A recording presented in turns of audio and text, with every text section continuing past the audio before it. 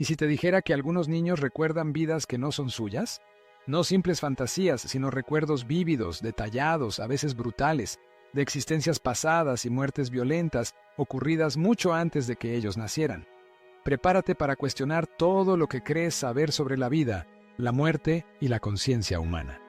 Bienvenidos a un viaje hacia uno de los misterios más profundos y perturbadores de nuestra existencia: los niños que parecen recordar vidas pasadas. En este episodio, nos adentraremos en relatos documentados de pequeños alrededor del mundo, cuyas memorias desafían toda explicación lógica. Exploraremos casos impactantes, analizaremos las pruebas presentadas, conoceremos las investigaciones de expertos dedicados a desentrañar este enigma y reflexionaremos sobre las profundas implicaciones que estos fenómenos tienen para nuestra comprensión de la realidad. No se trata de cuentos de hadas ni de imaginación desbordada. Estamos hablando de detalles específicos, nombres, lugares e incluso descripciones de heridas mortales que sorprendentemente han podido ser verificadas en numerosas ocasiones. ¿Estamos ante la evidencia de la reencarnación? ¿Son estos niños portadores de ecos de conciencias anteriores? Acompáñanos a explorar historias que hielan la sangre y abren la puerta a preguntas fundamentales sobre quiénes somos y qué sucede después de la muerte. Abróchate el cinturón, porque la realidad que exploraremos hoy es mucho más extraña y fascinante de lo que podrías imaginar. Comencemos con uno de los casos más estudiados y mediáticos de las últimas décadas: James Leininger. Nacido en Luisiana, Estados Unidos, James comenzó a tener pesadillas aterradoras poco después de cumplir los 2 años. Gritaba dormido sobre un avioncito en llamas y el hombre pequeño no puede salir. Durante el día, jugaba obsesivamente con aviones de juguete, estrellándolos contra los muebles. Lo que empezó como una preocupación parental normal, pronto se convirtió en algo mucho más desconcertante. James empezó a compartir detalles asombrosos sobre la aviación militar de la Segunda Guerra Mundial. Hablaba de despegar desde un barco llamado Natoma, identificaba correctamente el tipo de avión que volaba en sus sueños, un Corsair, y mencionaba a un compañero piloto llamado Jack Larsen. Sus padres, Bruce y Andrea, inicialmente escépticos y sin conocimiento alguno sobre esa época bélica específica, comenzaron a investigar. Descubrieron que, efectivamente, existió un portaaviones de escolta llamado USS Natoma Bay que operó en el Pacífico durante la Segunda Guerra Mundial. Descubrieron también que un piloto llamado James M. Houston Jr., originario de Pensilvania, murió en acción durante la batalla de Iwo Jima el 3 de marzo de 1945. Su avión, un Corsair, fue alcanzado por fuego antiaéreo japonés y se estrelló en el océano, exactamente como describía el pequeño James en sus pesadillas. Lo más escalofriante, James Houston Jr. había despegado del Natoma Bay ese día. Y sí, tenía un amigo y compañero piloto llamado Jack Larsen. El pequeño James Leininger incluso dibujaba escenas de batallas aéreas con una precisión sorprendente para su edad, e identificó correctamente al Natoma Bay en fotografías. Firmaba sus dibujos como James III, explicando que él era el tercer James. Llegó a contar detalles sobre la familia de James Houston que sus propios padres desconocían hasta que contactaron a la hermana superviviente del piloto fallecido, Anne Barron, quien confirmó muchos de los recuerdos del niño. Este caso, meticulosamente documentado por sus padres en el libro Soul Survivor: The Reincarnation of a World War II Fighter Pilot, es un ejemplo impactante de la especificidad y verificabilidad que pueden alcanzar estos recuerdos inexplicables. Pero el caso de James no es único, ni mucho menos el primero. ¿Qué sucede cuando los recuerdos incluyen no solo la vida, sino la propia identidad y hasta la dirección exacta de un hogar anterior? En una época sin internet ni facilidad para acceder a información remota, viajemos a la India de los años 30 para conocer la historia de Shanti Devi. Nacida en Delhi en 1926, Shanti Devi comenzó a hablar alrededor de los 4 años sobre una vida anterior en una ciudad llamada Mathura, a unos 145 kilómetros de distancia. Afirmaba que su nombre había sido Lugdi Devi, que estaba casada con un comerciante llamado Kedar Nath Chaubey y que había muerto 10 días después de dar a luz a su hijo. Insistía tanto y daba tantos detalles sobre su vida en Mathura, la distribución de su casa, las calles de la ciudad, incluso que su esposo usaba gafas y tenía una verruga en la mejilla izquierda, que su familia, intrigada y preocupada, decidió investigar. Un familiar viajó a Mathura y localizó a un hombre llamado Kedarnath, cuya esposa, Lugdi Devi, había muerto exactamente como Shanti describía, en 1925, poco después de un parto complicado. Kedarnath, asombrado, viajó a Delhi para conocer a la niña. Para ponerla a prueba, se presentó como el hermano de Kedarnath, pero Shanti Devi lo reconoció inmediatamente y le preguntó por detalles íntimos de su vida matrimonial que solo Lugdi podría haber conocido. Posteriormente, se organizó una visita de Shanti Devi a Mathura, acompañada por una comisión de investigación que incluía figuras notables y escépticas.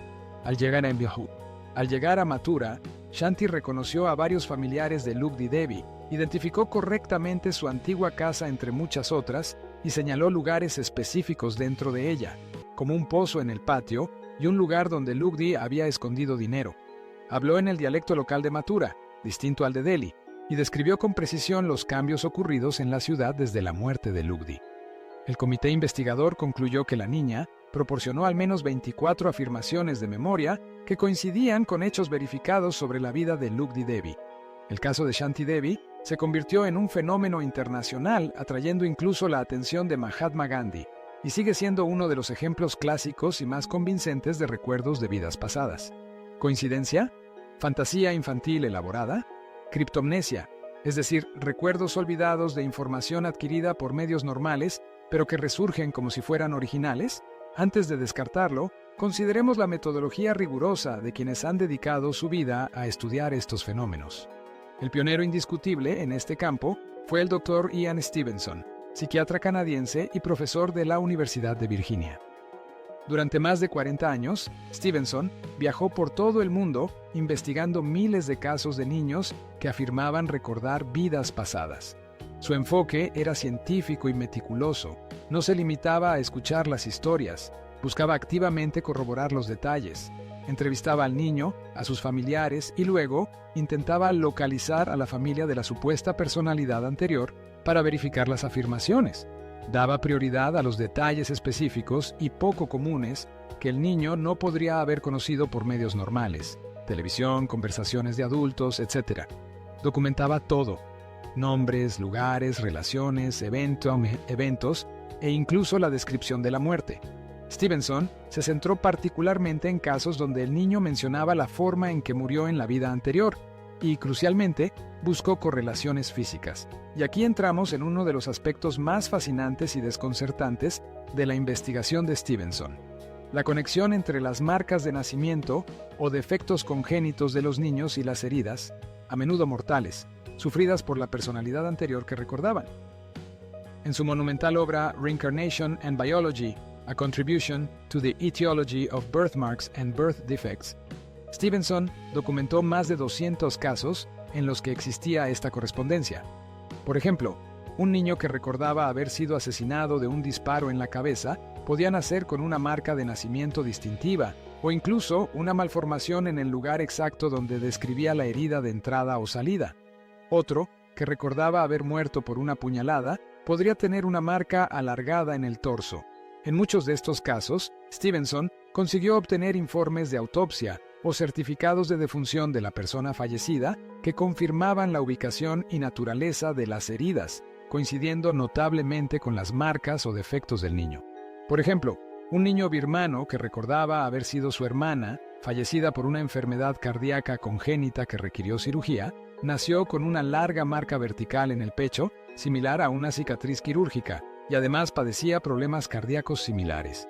Otro caso en Tailandia involucraba a un niño con dedos fusionados en una mano, que recordaba haber sido un hombre cuya mano fue gravemente herida por la mordedura de una serpiente poco antes de morir.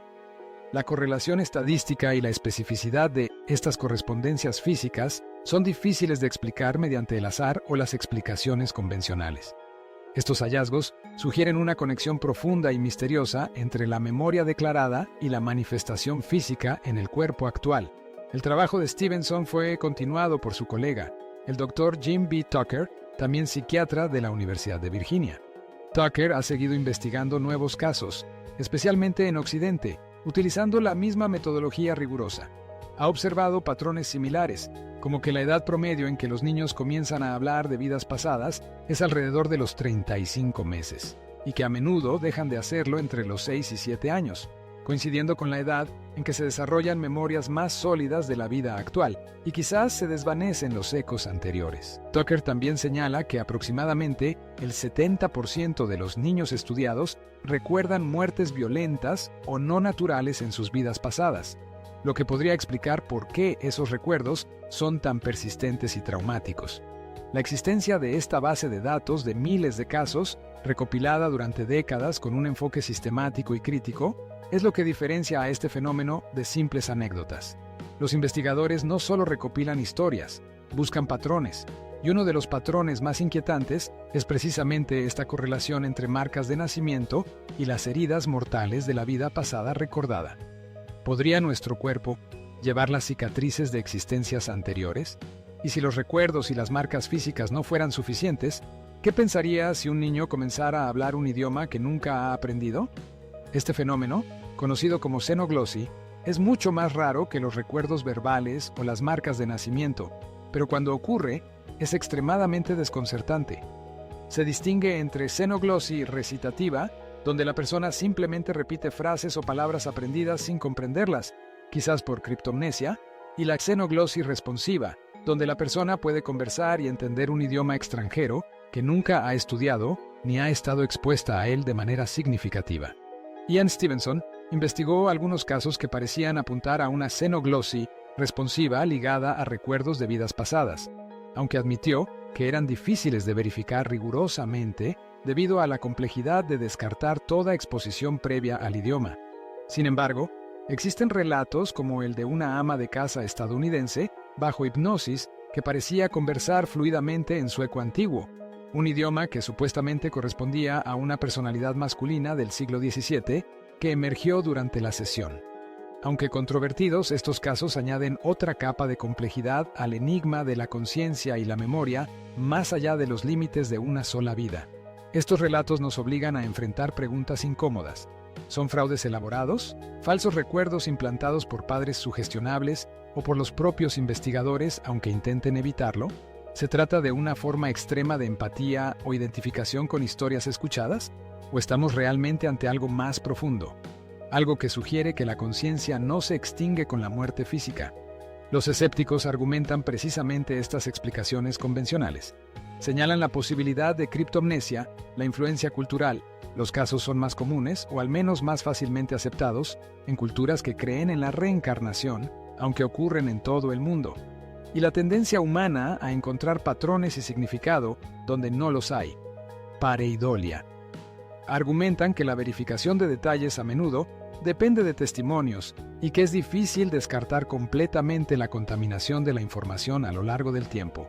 Investigadores como Stevenson y Tucker eran conscientes de estas críticas y diseñaron sus métodos para mitigarlas. Entrevistando a los niños antes de que los padres tuvieran tiempo de investigar extensamente, centrándose en detalles muy específicos y a menudo oscuros que serían difíciles de inventar o conocer casualmente, buscando documentación objetiva, como certificados de defunción o informes policiales, y considerando explicaciones alternativas antes de concluir que un caso era sugestivo de reencarnación. A pesar de estos esfuerzos, muchos casos, como el de Cameron Macaulay, presentan detalles tan específicos y emocionalmente cargados que desafían una explicación simple. Cameron Macaulay era un niño de Glasgow, Escocia, que desde muy pequeño empezó a hablar de su otra familia y su otra mamá en la isla de Barra, una remota isla en las Hébridas exteriores, a más de 300 kilómetros de su hogar. Cameron describía con insistencia una casa blanca situada en la playa, cerca de una pista de aterrizaje donde los aviones llegaban directamente a la arena. Hablaba de jugar en la playa, de un perro blanco y negro, y se lamentaba echando de menos a sus otros hermanos y, sobre todo, a su mamá de Barra. Lo más perturbador era su tristeza al recordar a su papá de Barra, un hombre llamado Shane Robertson, del que decía que había muerto porque no miró a ambos lados, sugiriendo un accidente de coche. Los detalles eran persistentes y coherentes. Cameron lloraba a menudo por su vida anterior y su familia en Barra. Su angustia era tal que su madre, Norma, a pesar de su escepticismo inicial, decidió que la única forma de ayudarlo era llevarlo a Barra. Acompañados por el Dr. Jim Tucker y un equipo de filmación para un documental, viajaron a la isla. Al llegar, Cameron guió al grupo, Aunque la casa que él recordaba no era exactamente como la encontró, había sufrido modificaciones, muchos elementos clave coincidían asombrosamente. Localizaron una casa blanca junto a la playa, cerca de la famosa pista de aterrizaje en la arena de barra. Lo más increíble fue encontrar a miembros de la familia Robertson que habían vivido en esa casa. Confirmaron la existencia del perro blanco y negro y otros detalles que Cameron había mencionado sobre el interior de la casa y los alrededores. Aunque no encontraron registros de un Shane Robertson fallecido en un accidente de tráfico como describía Cameron, la precisión de muchos otros detalles y la profunda conexión emocional del niño con el lugar y la familia fueron impactantes. Cameron se sintió visiblemente aliviado y feliz durante la visita, aunque también triste al despedirse. Después del viaje, sus conversaciones sobre Barra disminuyeron significativamente, como si el viaje hubiera cerrado un ciclo pendiente. La carga emocional de estos recuerdos es innegable. Imagina ser un niño pequeño, tratando de entender el mundo, pero al mismo breme, sintiéndote atormentado por imágenes, sentimientos y conocimientos que no encajan en tu vida actual. La confusión, el miedo, la tristeza por personas que no conocen en esta vida, la sensación de no pertenecer, son experiencias comunes en estos niños. Para los padres, el viaje es igualmente complejo. Se enfrentan al dilema de creer y apoyar a su hijo, buscando respuestas en lo desconocido, mientras a menudo luchan contra el escepticismo de familiares, amigos o la sociedad en general. ¿Cómo manejar la identidad dual que parece manifestar el niño? ¿Cómo consolarlo por la pérdida de una familia anterior? Es una situación que desafía los fundamentos de la crianza y la comprensión familiar. La validación de estos recuerdos, como en el viaje de Cameron a Barra, a veces parece traer una especie de paz o resolución para el niño, permitiéndole integrarse más plenamente en su vida actual. Pero el impacto psicológico, tanto en el niño como en la familia, es profundo y duradero, independientemente de la explicación final que se le dé al fenómeno. Entonces, ¿qué conclusiones podemos extraer de estas historias extraordinarias? Los casos de niños que recuerdan vidas pasadas presentan un desafío fascinante a nuestra visión materialista del mundo, donde la conciencia se considera un simple producto del cerebro que cesa con la muerte. Miles de casos documentados en diversas culturas, investigados con metodologías cada vez más rigurosas, muestran patrones consistentes, recuerdos específicos y verificables, correspondencias físicas con marcas de nacimiento y un profundo impacto emocional. Si bien las explicaciones convencionales como la criptomnesia o la influencia sociocultural pueden dar cuenta de algunos aspectos en ciertos casos, parecen insuficientes para explicar la totalidad y la especificidad de los fenómenos observados en los ejemplos más sólidos. Estos relatos no prueban de manera concluyente la reencarnación, un concepto que sigue perteneciendo más al ámbito de la fe y la filosofía que al de la ciencia establecida. Sin embargo, nos obligan a mantener la mente abierta sobre la naturaleza de la conciencia humana. Podría ser que la conciencia no esté estrictamente limitada al cerebro físico. ¿Podría existir alguna forma de continuidad más allá de la muerte corporal? ¿Son estos niños ventanas a esa posibilidad, portadores de ecos de existencias que resuenan a través del tiempo? El misterio persiste, invitándonos a explorar los límites de nuestro conocimiento y a preguntarnos sobre las dimensiones ocultas de nuestra propia existencia. Estas historias, más allá de helarnos la sangre por los detalles de muertes pasadas, nos conectan con las preguntas más antiguas y profundas de la humanidad sobre la vida, la muerte y lo que podría haber más allá. Si esta exploración de los misterios de la conciencia y los posibles ecos de vidas pasadas te ha fascinado tanto como a nosotros, te invitamos a que nos apoyes. Dale me gusta a este video si encontraste la información interesante o perturbadora. Suscríbete a nuestro canal y activa la campanita de notificaciones para no perderte futuros viajes a los rincones más enigmáticos de la historia y la experiencia humana. Y lo más importante, queremos conocer tu opinión. Comparte tus pensamientos en los comentarios. ¿Crees en la posibilidad de la reencarnación? ¿Conoces algún caso similar, quizás cercano a ti? ¿Qué explicación te parece más plausible para estos fenómenos? Tu perspectiva enriquece nuestra comunidad. No dudes en compartir este video con amigos o familiares a quienes les apasionen los misterios sin resolver y las historias que desafían nuestra comprensión del mundo. Gracias por acompañarnos en este viaje alucinante. Hasta la próxima exploración.